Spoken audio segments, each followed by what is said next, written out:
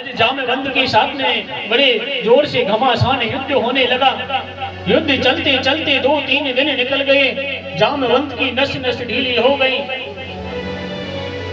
हाथ जोड़ करके प्रभु के चरणों में गिर गया और प्रभु के चरणों में गिर करके जामवंत कहने लगा, अवश्य प्रभु आपका उद्धार हो गया, मेरा उद्धार हो गया, आपकी कृपा हो गई, वो वचन सत्य हो गया। जब त्रेता में राम अवतार में आप आए थे, आपकी सेना वानर सेना लड़ रही थी, सभी लड़ रहे थे रावण की सेना से। मैं अकेला खड़ा खड़ा देख रहा था महाराज, मैं अकेला देख रहा था और मैंने पूछा आपसे,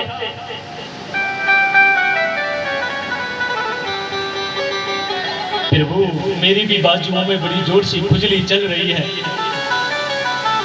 मैं भी युद्ध करना चाहता हूं। राम जी ने मना कर दिया जामवंत से, तुम जैसा कोई बलशाली नहीं है, तुम जैसा कोई बलशाली नहीं है जामवंत जैसा। पर लेकिन मैं आपको विश्वास के साथ में कहता हूं कि जब मैं द्वापर में आऊंगा तो मैं खुद आपसे युद्ध करूंगा। आज वो वचन सत्य हो गया है, जो त्रेता में हुआ था आज वो द्वापर में पूर्ण हो गया है। आज बड़ी अच्छी कृपा हो गई प्रभु, बस है आप तो आप ही हो, गोविंद तो गोविंद है, परमात्मा तो परमात्मा है। उस परमेश्वर से नहीं लड़ सकते, आप इंसान से लड़ सकते हो।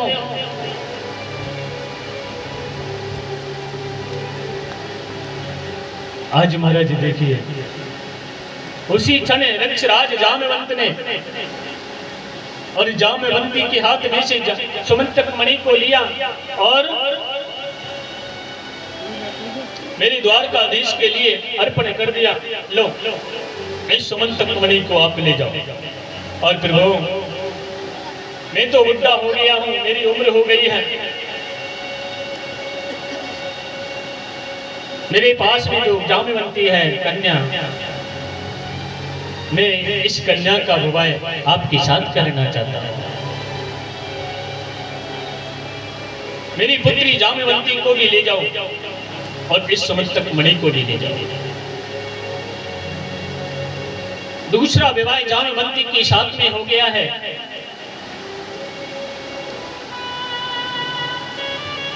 इधर उस सुमंतक मणि को ले जाकर के राजा सत्राजित को दे दिया। अब तो जैसे राजा सत्राजित ने उस सुमंतक मणि को देखा, एकदम से राजा सत्राजित क्षुब्ध हो गया। ये मणि कहां से आ गई? सारा वृत्तांत सुनाया।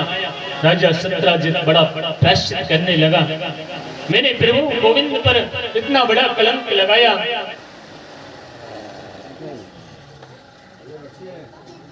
आज महाराज देखिए, अब तो राजा सत्राजित ने देखा कि मैंने ये द्वारकाधीश पर कलंक लगाया, ये मैंने अच्छा नहीं किया। आज महाराज राजा सत्राजित प्रभु से गोविंद से क्षमा मांगने लगे, हाथ जोड़कर विनती करने लगे, प्रभु मेरा अपराध तभी समाप्त हो सकता है कि आप मेरी पुत्री सत्यभामा के साथ में विवाह करो। सत्यभामा के साथ में तीसरा विवाह किया मेरे द्वारकाधीश ने। एक बार बोल दिया है, विवाह कर लिया, ऐसा नहीं था। बार बार आग्रह करने पर, बार बार विनती करने पर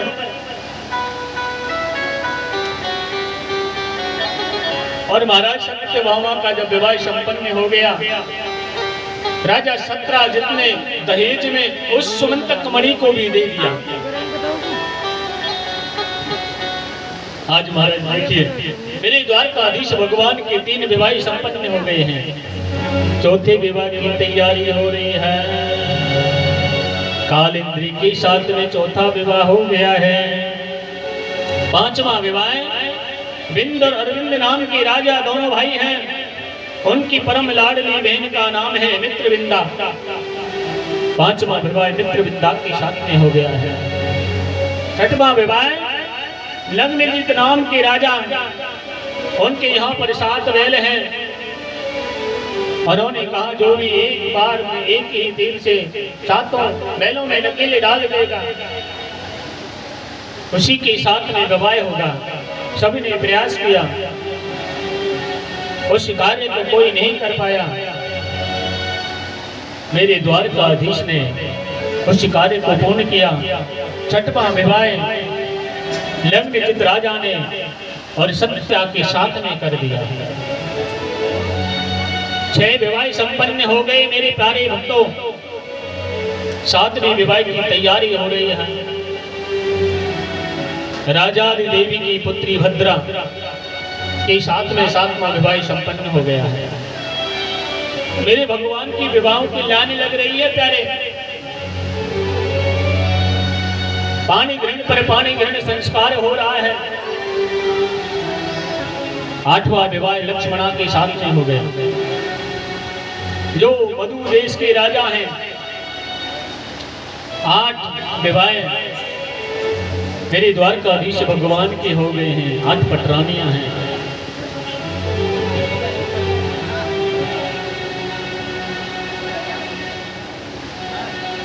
जय जय श्री।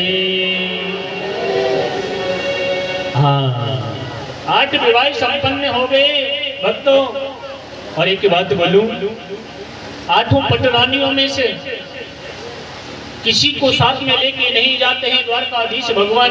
एक ही रानी को लेके जाते हैं, वो है सत्यभामा। है ना, तो लक्ष्मणा साथ में जाती है, ना भद्रा जाती है, ना सत्या जाती है, ना जामवंती जाती है, ना रुक्मणी जाती है। घर से जब भी बाहर निकलते हैं मेरे द्वारकाधीश, घर से तब भी बाहर निकलते हैं तभी सत्यभामा साथ में जाती है। एक ही समय सत्यभामा को लेकर के मेरे द्वारकाधीश भगवान भ्रमण कर रहे थे। और भ्रमण करते करते करते करते महाराज, अब तो जैसे ही भौमासुर की राजधानी में होकर के जब जा रहे थे, अब तो जैसे ही जब भ्रमण करके जा रहे थे सत्यभामा के साथ में, भौमासुर की राजधानी से रोने की आवाज आई। रोने की आवाज, कन्याओं के रोने की आवाज। सत्यभामा ने कहा, प्राणनाथ, हे प्रभु थोड़ा रोकिए ना, मुझे कुछ रोने की आवाज आ रही है। मेरे द्वारकाधीश भगवान कहने लगी, सत्यभामा ये संसार है और इस संसार में कोई हंस रहा है, कोई रो रहा है, कोई सो रहा है, कोई खा रहा है, कोई नाच रहा है, कोई गा रहा है। ये संसार है। इस संसार में बड़े बड़े विचित्र लोग रहते हैं। सत्यभामा कहने लगी, नहीं देखो तो सही, रोने का कारण तो देखना चाहिए। मैं आपसे कहती हूँ, चल करके देखो। अगर आप ही उसका निवारण नहीं करोगे तो इस संसार में कौन करेगा।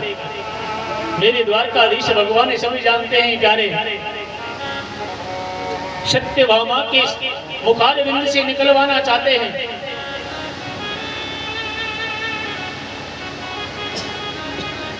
ये संसार है,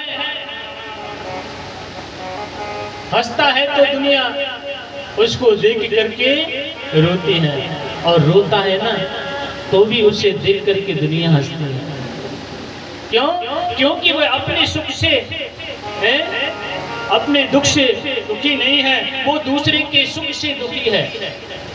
इस संसार में मनुष्य अपने दुख से दुखी नहीं है, दूसरे के सुख से दुखी है कि ये कैसे ऊपर बढ़ रहा है।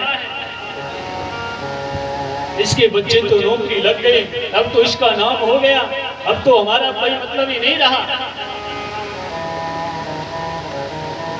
अपने दुख से दुखी नहीं हो रहा, उसके सुख से दुखी हो रहा है। ये संसार ऐसा है, कैसे भी ये मनुष्य नहीं रह सकता है। आपको एक बात बोलूं, ध्यान देना। एक समय मेरे भोलेनाथ और माता पार्वती के साथ में जा रहे थे अपने नंदीश्वर को लेकर के। अब तो भक्तों, अब तो भोलेनाथ और नंदीश्वर पर बैठकर जा रहे थे, माता पार्वती भी नंदीश्वर पर बैठी हैं। अब तो जैसे ही संसार वाले मिल गए और उन्होंने कहा, ओ देखो भैया, या बाबा देखो और देखो भोलेनाथ जो एक नंदीश्वर और दो बैठ के जा रहे हैं। नंदीश्वर पे दोनों पति पत्नी बैठ के जा रहे हैं, भोलेनाथ और माता पार्वती। भोलेनाथ ने सुन लिया, उसी समय कहने लगे, पार्वती आप पैदल चलो, आप पैदल चलो, मैं नंदीश्वर पर बैठ के चलता हूँ। पार्वती पैदल चल रही है, भोलेनाथ नंदीश्वर पर चल रहे हैं। कुछ दूर ही चले थे महाराज, फिर आप जैसे सज्जन मिल गए। उन्होंने कहा, देखो जब बाबा शर्म न लग रही, खुद तो नंदीश्वर पर बैठे हुए हैं, खुद तो नंदीश्वर पर बैठे हुए हैं और माता पार्वती पैदल चल रही है। भोलेनाथ ने सुन लिया, कहने लगे, कोई बात नहीं है, ऐसा करो पार्वती तुम नंदीश्वर पर बैठ जाओ, मैं पैदल चल लेता हूँ। कैसे भी संसार वालों से बचना है तो करना पड़ेगा। अभी तो महाराज माता पार्वती बैठ गई नंदीश्वर पर, भोलेनाथ पैदल चल रहे हैं। कुछ दूर ही चले थे कि फिर आप जैसी सज्जन मिल गए। कहने लगे, देखो देखो इन श्रीमती जिनको शर्म नहीं लग रही है, देखिए पति बेचारे पैदल चल रहे हैं और श्रीमती जी नंदीश्वर पर बैठी हैं। हे भगवान कैसो जमानो आगो, पति की तो कोई वैल्यू नहीं रही।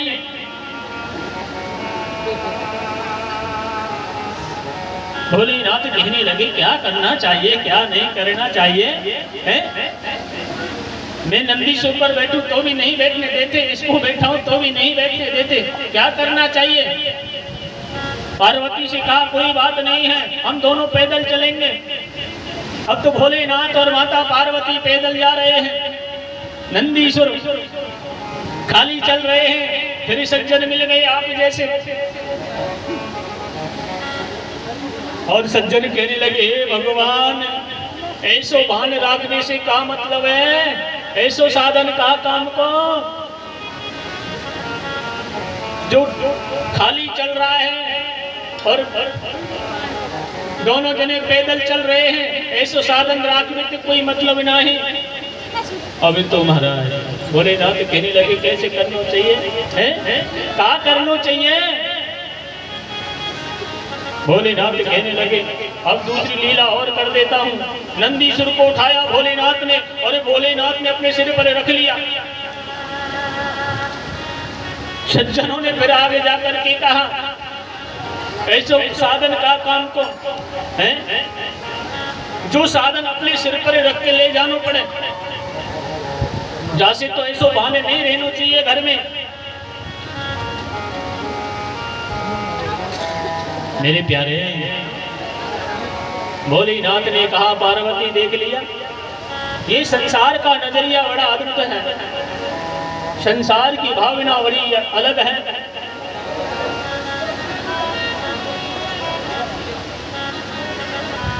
ऐसी सत्यभामा कह रही है, नहीं नहीं चल के देखो तो सही, मेरी द्वारकाधीश भगवान कहने लगे सत्यभामा रहने दो, मैं आपको बार बार मना करता हूं। नहीं नहीं नहीं, आप मेरे कहने तक चलो तो सही एक बार। अब तो भौमासुर की राजधानी में नीचे और अपने विमान को रोक दिया और रोक करके कहा और देखा कि भौमासुर की उस राजधानी में एक कारागृह है और कारागृह में कन्याओं को बंद कर रखा है भौमासुर ने।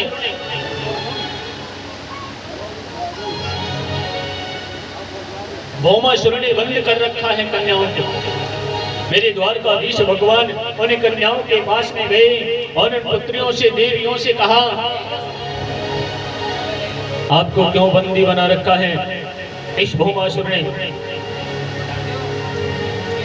वो कन्याएं हाथ जोड़कर मेरे द्वारकाधीश से कहने लगी हे केशव, हे गोविंद, हे कन्हैया, हमको बचा लो इस भौमासुर से, इस भौमासुर से हमको बचा लो। इस भौमासुर ने प्रण किया है,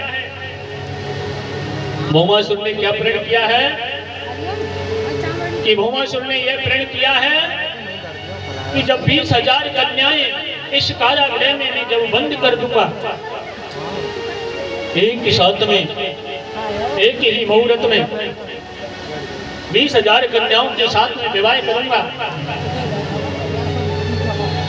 मेरे द्वारकाधीश ने देखा अभी 20,000 नहीं हुई है, कितनी हुई है 16,100 कन्याओं को बंदी बना रखा है भौमासुर ने। आज महाराज जैसे ही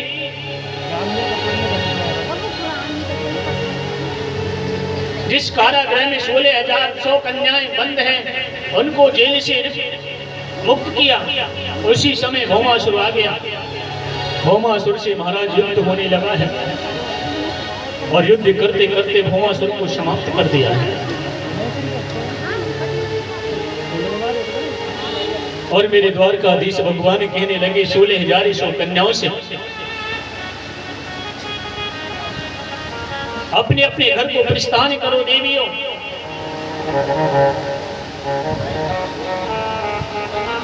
सोलह 16,100 कन्याएं मेरी कन्हैया के सामने बैठ गई, हाथ जोड़कर बार बार आग्रह करने लगी, विनती करने लगी।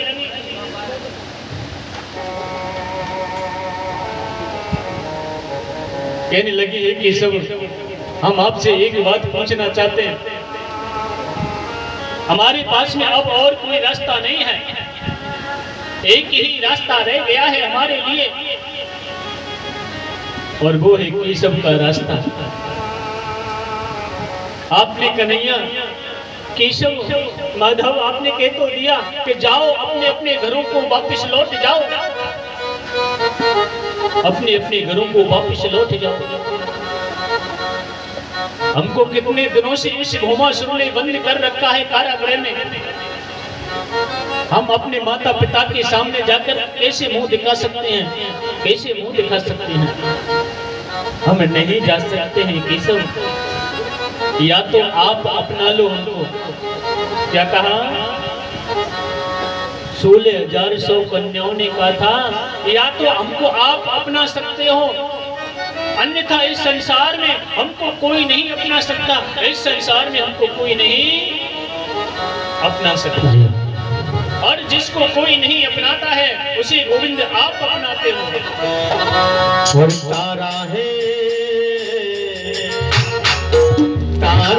सारा जमाना, श्याम हमको भी तारो। तारा है सारा जमाना, श्याम हमको भी तारो। तारा है सारा जमाना, श्याम हमको भी तारो। हमको भी तारो श्याम हमको भी तारो। हमको भी तारो श्याम हमको भी तारो। हमको भी तारो श्याम हमको भी तारो। हमको भी तारो श्याम हमको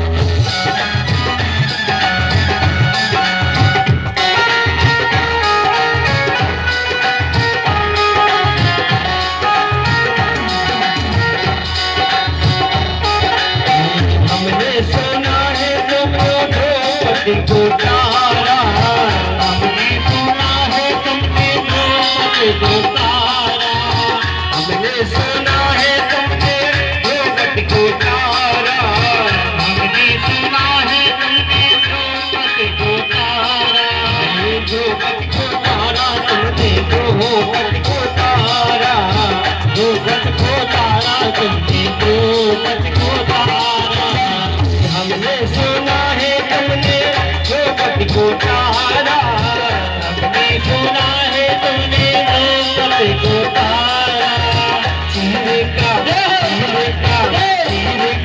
लेके बहाना, सबको भिखारो, तारा है सारा जमाना, हमको भिखारो, हमको भिखारो, श्याम हमको भिखारो, हमको भी तारो श्याम हमको भी तारो, हमको भिखारो, श्याम हमको भिखारो, हमको भी तारो श्याम हमको भी तारो, तारा है सारा जमाना, श्याम हमको भी तारो, तारा है सारा जमाना, श्याम हमको भी तारो, तारा है सारा जमाना, श्याम हमको भिखारो।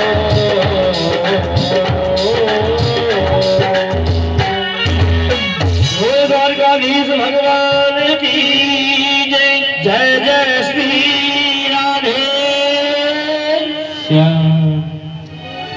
आइए मेरे प्यारे, आज वो 16,100 कन्याएं और मेरे द्वारकाधीश के पैरों में गिर करके बार बार आग्रह कर रही हैं, बार बार विनती करती हैं और कहती हैं, हे केशव, हे कन्हैया, हमारे पास में कोई दूसरा रास्ता नहीं है, एक ही रास्ता है, या तो आप हमको अपना लो, अगर आपने भी नहीं अपनाया ना, हम हमारे प्राणों को कहीं समुद्र में या नदी में जाकर के आहुति दे देंगे, पर लेकिन वापस लौट करके माता पिता के घर नहीं जाएंगे। और ये तो आप भी जानते हो, इस संसार में किसी का जब कोई नहीं होता है, उस संसार में उसका भगवान होता है, हैं? मेरे प्यारे, अगर मांगना है तो भगवान से मांगिए, हंस करके मांगिए, चाहे रो करके मांगिए, हंस करके मांगिए, चाहे रो करके मांगिए। अगर आप रो करके इंसान से मांगोगे हैं तो बाद में उसका परिणाम गलत निकलेगा। अगर मांगना है तो उस परमात्मा के सामने जाकर के मांगिए, जैसे कि वो 16,100 कन्याएं हाथ जोड़ करके बार बार विनती कर रही हैं कि सब हमको आप अपना लो। बार बार कहने पर आज मेरे द्वारकाधीश भगवान ने 16,100 कन्याओं के साथ में एक ही मुहूर्त में पानी ग्रहण संस्कार किया है, एक ही मुहूर्त में। आज मेरे द्वारकाधीश के कितने विवाह हो गए प्यारे, कितने हो गए? 16,100। पहले ये बताइए मुझे, भगवान ने अपनी इच्छा से कौन सा विवाह किया है? बताओ, 16,108 में से कौन सा विवाह किया है भगवान द्वारकाधीश ने अपनी इच्छा से? कौन सा किया है? आप आजकल के में जो न्यू जनरेशन है ना, उनके भ्रम को दूर कर रहा हूँ। ये न्यू जनरेशन वाले ना मेरे कन्हैया को बहुत बदनाम करते हैं। कन्हैया ने 16,108 रानियों के साथ में विवाह किया। मेरे कन्हैया ने अपनी स्वेच्छा से एक भी विवाह नहीं किया है। जाम्बवंती के साथ में भी आपको मैंने कथा सुनाई है, रुक्मणी की भी कथा आपको बताई है, सत्या की भी बताई है, 16,100 कन्याओं की मैंने अभी आपको जस्ट सुनाई है। कौन सा विवाह किया है? और फिर भी तुम मेरे द्वारकाधीश को कलंक लगाते हो। मेरे प्यारे संभल जाओ और सुधर जाओ। ऐसा मत बोलिए मेरे ठाकुर के लिए, मेरे गोविंद के लिए ऐसा मत बोलिए कि कन्हैया ऐसा था वैसा था जिसने 16,108 विवाह किए।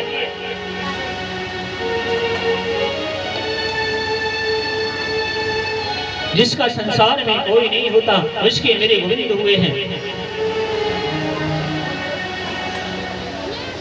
आज सुखदेव स्वामी वर्णन करते हैं कि मेरे प्यारे अपने ध्यान को कथा की ओर ले चलो, क्योंकि अब कथा धीरे धीरे आगे की ओर चली जा रही है, समापन की ओर चली जा रही है।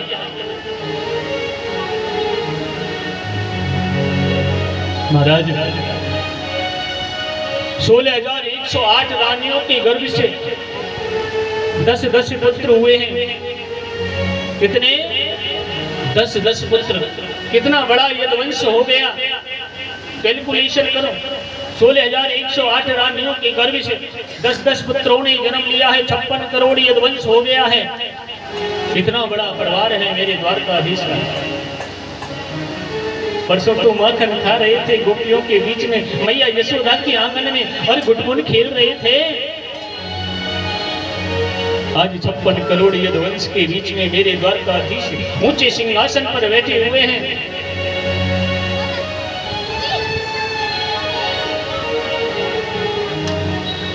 आज महाराज देखिए, क्योंकि मेरे गोविंद की लीला है ना, बड़ी विचित्र है। जो भी कार्य किए मेरे कन्हैया ने बड़े सोच समझ के किए हैं। 7 वर्ष के हुए तो गोवर्धन की पूजा की, 11 वर्ष के हो गए तो अपने कंस मामा को मार दिया, 64 दिन में विद्या प्राप्त कर ली, और गाय बछड़े तो बहुत चराए थे जिनका ठिकाना नहीं है। मामा कंस का उद्धार कर दिया। हाँ, मैं एक बात आपसे पूछना चाहता हूँ मेरे प्यारे, ये बताइए, कंस बड़े बड़े राक्षसों को भेजता था, अगासुर को, कभी बकासुर को, कभी तृणाग्रत को, कभी धेनुकासुर को, कभी पूतना को। कन्हैया को समाप्त करने के लिए खुद कंस क्यों नहीं जाता था? खुद कंस क्यों नहीं जाता था कन्हैया को समाप्त करने के लिए? क्यों नहीं जाता था? किसको पता है? हाथ ऊपर खड़ा करें। हाँ देखिए, हमारे दादाजी को पता है क्यों नहीं जाता था। अरे क्या रहस्य था जो धनकासुर, बकासुर, अकासुर सबको भेज देता है? ऐसा क्या कारण छिपा हुआ था जो कंस नहीं जाता? मथुरा को छोड़ करके वृंदावन की तरफ, यानी कि जमुनापल्ली पार क्यों नहीं जाता था? हमारे भैया आपको भजन सुनाएंगे और हम आपको बताएंगे बाद में, ठीक है? ध्यान से सुनना है।